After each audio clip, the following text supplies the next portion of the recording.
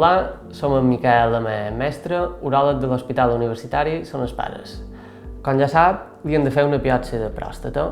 Per tal d'ajudar a que entengui millor en què consisteix el procediment, li enviarem 3 vídeos. En el primer, que és aquest, li explicarem en què consisteix el procediment, on ha d'anar per fer-se l'analítica necessari i què ha de fer si pren medicació anticoagulant o antiagregant.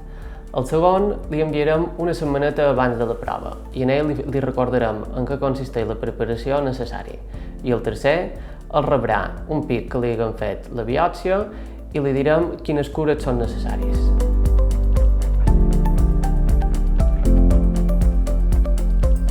La biòpsia de pròstata és necessària per confirmar o descartar la presència d'un tumor de pròstata. Per què ho volen confirmar o descartar nosaltres? Doncs perquè a una analítica de sang hem vist que el PSA està elevat o perquè en una prova d'imatge o en el tacte rectal hem vist qualque anomalia.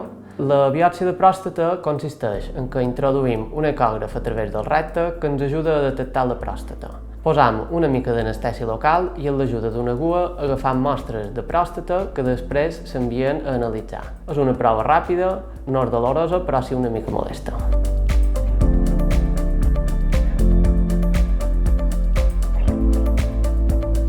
Hola, soc Antònia, infermera del gabinet d'urologia. El dia que a vostè li varen demanar una biòpsia de pròstata, també li varen fer unes peticions d'analítica, va firmar un consentiment informat i també li varen entregar un full informatiu per la preparació de la biòpsia. Ha de llegir molt atentament aquest full. Nosaltres el cridarem per donar-li cita i el dia que el cridem li indicarem quan ha de prendre aquest antibiòtic i el que ha de fer.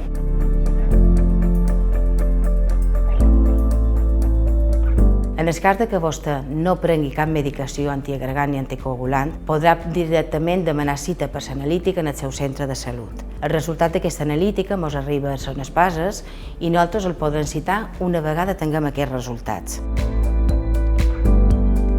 En el cas que vostè prengui antiagregants plaquetaris com el clopidogrel o l'aspirina, haurà de deixar aquesta medicació 7 dies abans. També podrà demanar cita per fer-se l'analítica en el seu centre de salut el primer dia disponible. En cas que vostè prengui Adiro 100, no farà falta que el deixi. En el cas que es prengui clopidogrel o l'aspirina de més de 100 mg, com ja li han dit, l'haurà de deixar 7 dies abans i el substituirà per Adiro 100.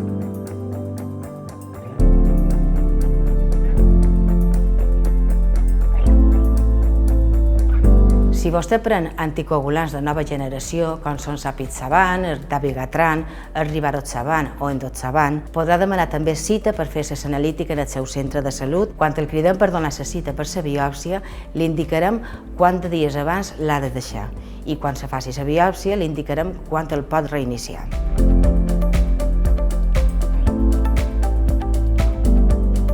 Si vostè pren anticoagulants com el Sintron o la warfarina, quan el cridem per donar-li cita per la biòpsia, haurà d'anar al seu centre de salut i contactar la infermera que habitualment li fa el control.